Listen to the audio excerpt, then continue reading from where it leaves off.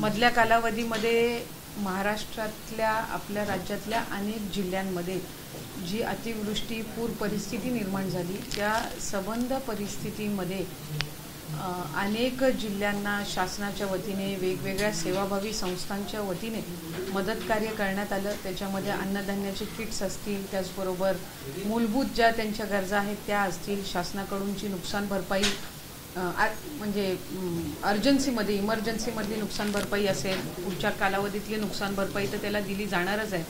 पण काही माध्यमांद्वारे सुद्धा आम्हाला आवाहन करण्यात आलेलं होतं, विनंती करण्यात आलेली होती की ज्या पूर परिस्थिती आणि अतिवृष्टी भागातल्या ज्या महिला आहेत त्यांना सॅनिटरी नॅपकिनच्या संदर्भातली जी अडचण त्या ठिकाणी भासत आहे त्याच्यामध्ये पुढाकार घेण्यात यावा आणि त्यांना सॅनिटरी नॅपकिन्स हे तातडीने उपलब्ध करून देण्यात यावे।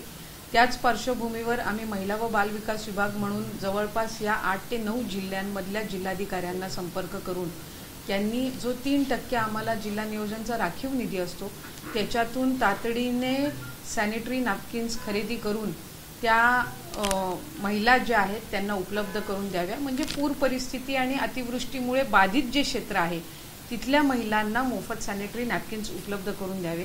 त्याचबरोबर आम्ही आवाहन केलं होतं की सेवाभावी संस्थांनी सुद्धा पुढे यावं, कारण अन्नधान्य असतील, इतर गरजेच्या वस्तू असतील या तर आपण पोचवतोच, पण सॅनिटरी नॅपकिन्स ही एक मूलभूत गरज आहे आणि पूर परिस्थितीमध्ये बाजारपेठसुद्धा तिथं बाधित झाली, बरेचसे मेडिकल स्टोअर्स असतील, जनरल स्टोअर्स असतील, यांचंसुद्धा मोठ्या पद्धतीनं नुकसान झालं आणि अशा परिस्थितीमध्ये सॅनिटरी नॅपकिन ही एक मूलभूत गरज ही कुठल्याही महिलेची त्या निमित्ताने असते। आणि मी स्वतःसुद्धा वैयक्तिक लेवलवर आमच्या NGOच्या माध्यमातून जवळपास 5 लाख सॅनिटरी नॅपकिन्स उपलब्ध करून दिले। पण आम्ही हे आवाहन करत असताना आज मी सक्षम फाउंडेशन पुढे आले आणि सोलापूर जिल्ह्यातला जो बाधित क्षेत्र आहे तिथे ते जवळपास 10,000 सॅनिटरी नॅपकिन्सचे जे पॅकेट्स आहेत ते मोफत उपलब्ध करून देणार आहे। मी विभागाच्या वतीने, शासनाच्या वतीने सक्षम फाउंडेशनचे मनापासून आभार मानते आणि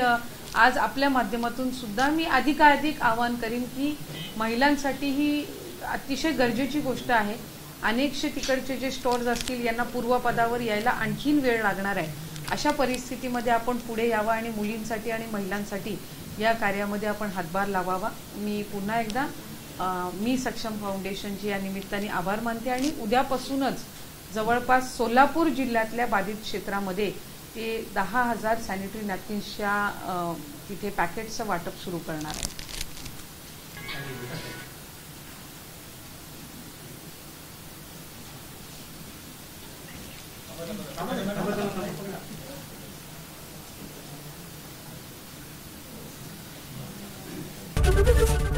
ABP माझा, उघडा डोळे बघा नीट।